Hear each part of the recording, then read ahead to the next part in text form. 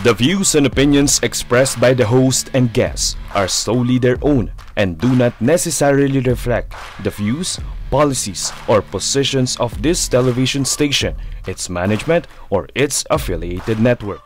The station and its affiliates assume no responsibility or liability for the opinions expressed or the content discussed during this program. Viewer discretion is advised.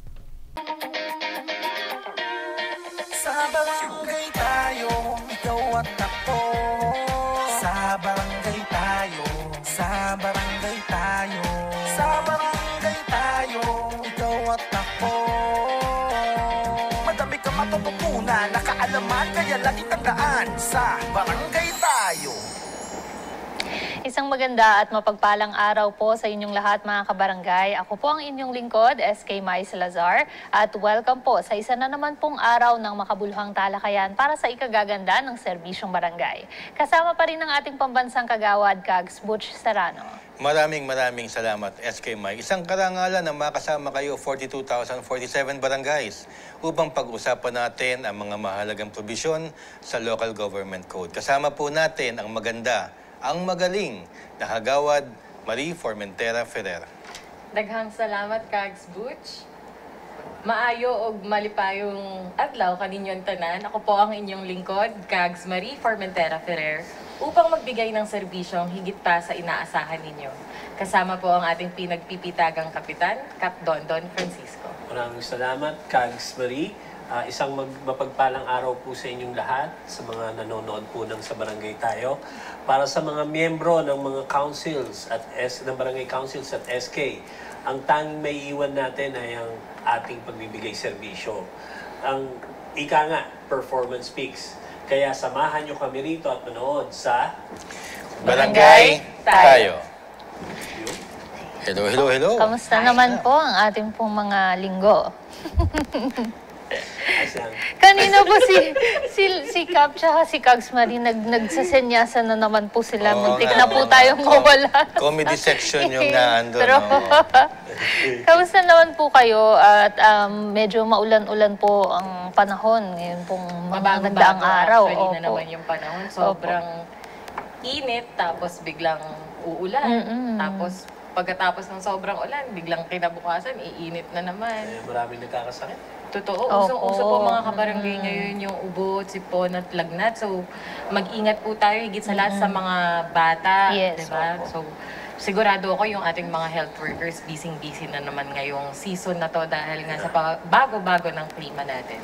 Saka timely ang ating topic pong po topic. natin. Opo. Yes. At yan ay prepare ng ating Kags Butch. So, napaka-timely po nito. Medyo change gear po muna tayo, Yes. no, Kags Butch, sa mga topic po natin. Yes, kasi alam mo, SK Mai, hintay tayo ng hintay sa walang hinihintay eh.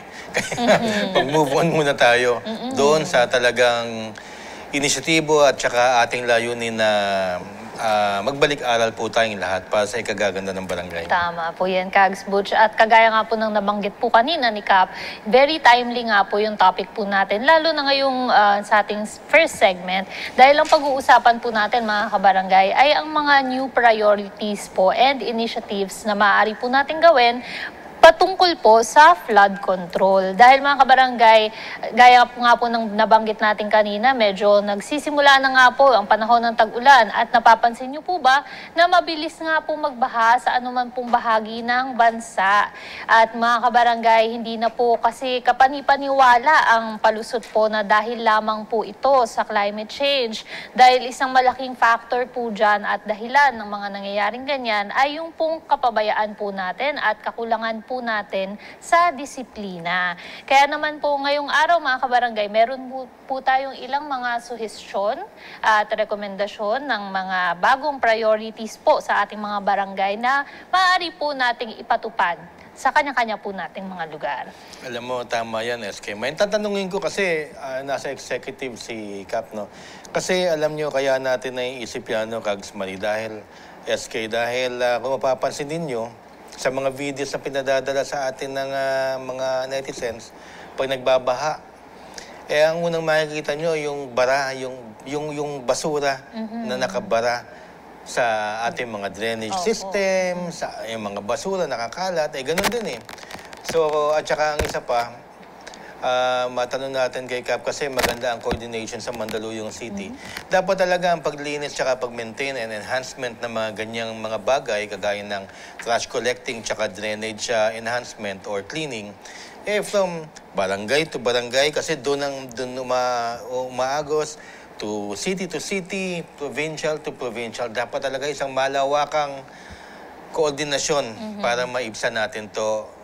Kap, kamusta yung nangyayari sa inyo pagdating po sa pagpuksa ng mga baha?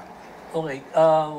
Sa amin naman, Cags Butch, SK Mai, Cags Marie, yung supervision ng city government hindi po nawawala. Pagdating sa pagtulong sa amin, mga barangay, punong barangay, saka council, lalo na pagdating sa pag-maintain ng mga kalinisan ng drainages, kalinisan ng lugar, kalinisan ng kabuuan ng komunidad.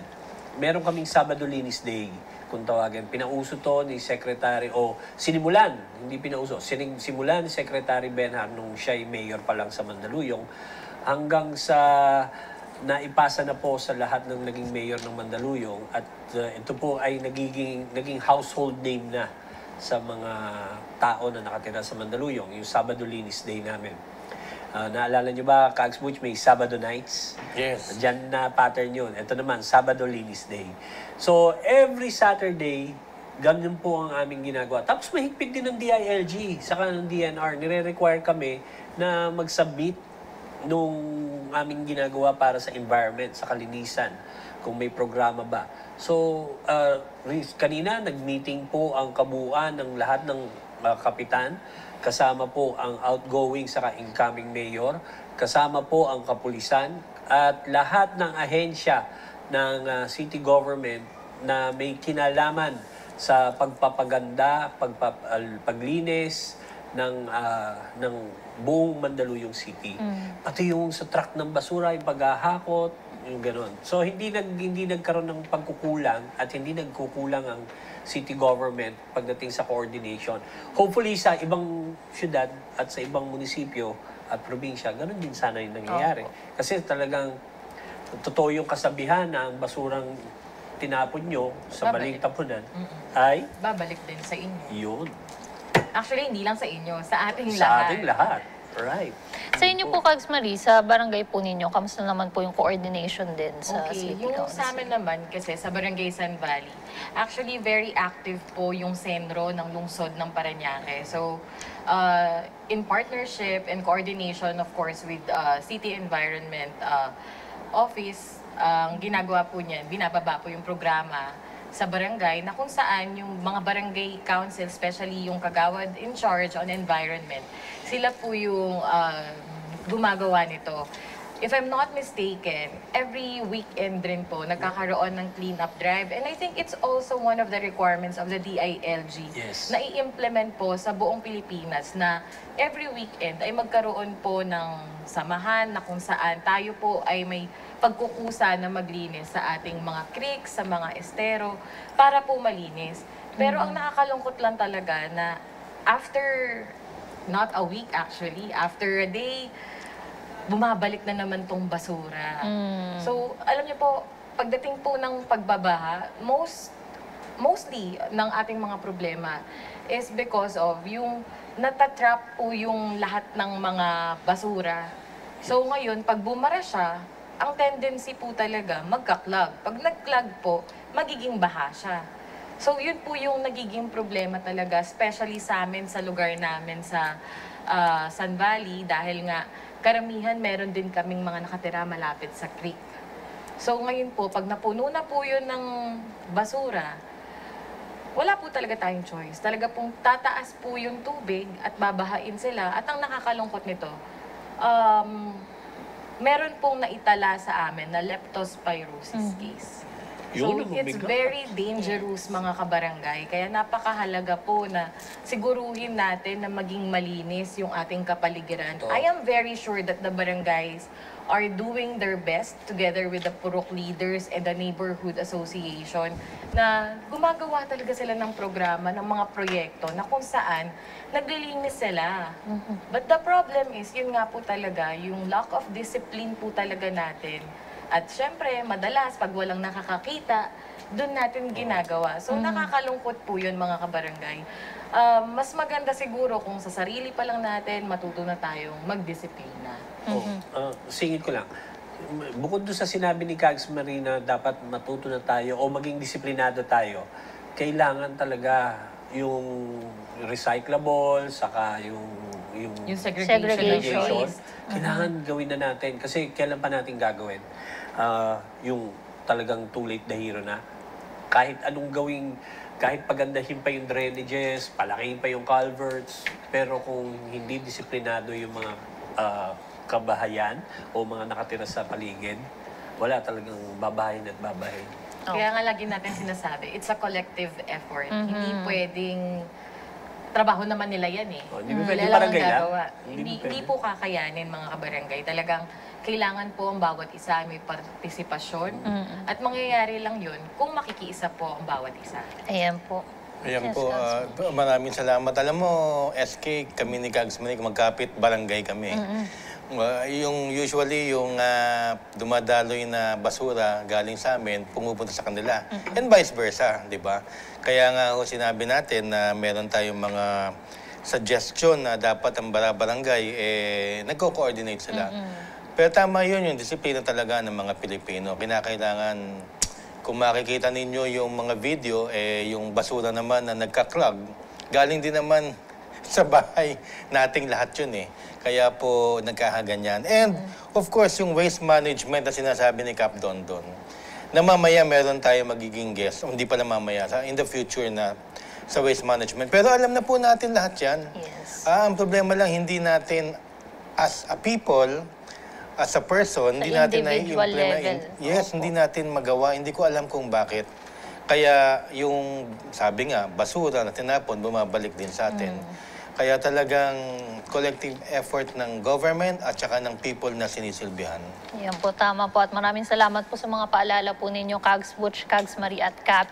Ngayon nga po mga kabarangay, meron lamang po tayong ilang mga suhestyon na babasahin na maaari po ninyong ipatupad din sa inyo pong mga lugar na hindi lamang po ito para sa mga ngayon pong nakakaranas ng ganitong problema sa pagbaha, pati na rin po ito sa prevention.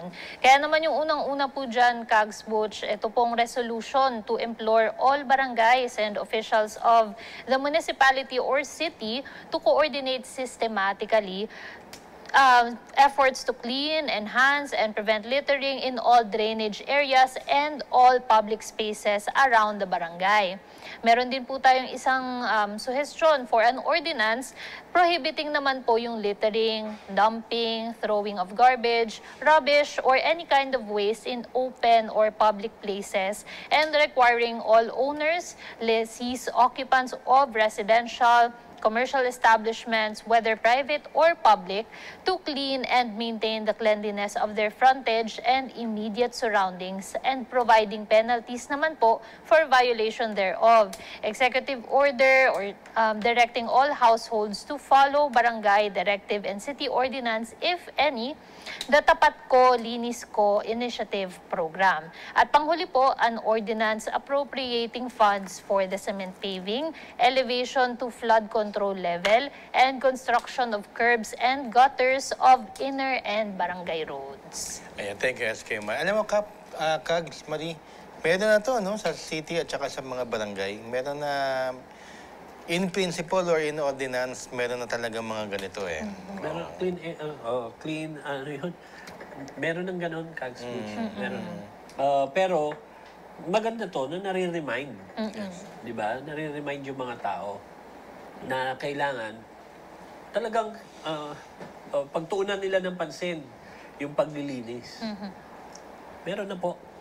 Alam mo, Kags, SK May and Cap, ito lang yung lagi kong nagiging problema pag nakakarinig ako ng resolution and ordinances. Kasi sa totoo lang po mga kabarangay, napakarami na pong gumawa ng mga batas, ng mga resolusyon, at ng kung ano pang mga legal documents Pero ang nagiging problema po talaga is the implementation.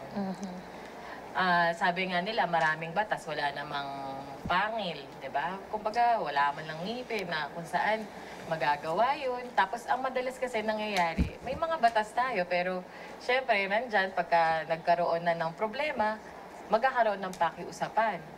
So, it defeat the purpose po ng mga batas na ginagawa natin. Kasi nga, pwede naman natin pag-usapan. I understand na dapat naman talaga may consideration tayo. Pero at the end of the day, paano po tayo matututo kung paulit-ulit din naman yung gagawin din naman natin? Alam mo, Napakarami na po talaga, lalo na pagdating sa environment approach. Kasi nga, even before, this is not just today na nagkaroon tayo ng problema. Even way back before, gano'n na yung problema. Ang nakakalungkot, palala ng palala yung nagiging problema. Pero yung solution sana, nandyan na, marami po tayong mga magagaling na mga naging minds of the acts, the resolutions, the ordinances. But the problem is, yun nga po, yung pag-i-implementa nito, nawawala po yung essence nung ginawa po nilang mga batas. alam mo, napapansin ko lang dyan sa pag-implement. Although hindi nangyayari kay Cap Dondon, kaya bilib tayo kay Cap Dondon.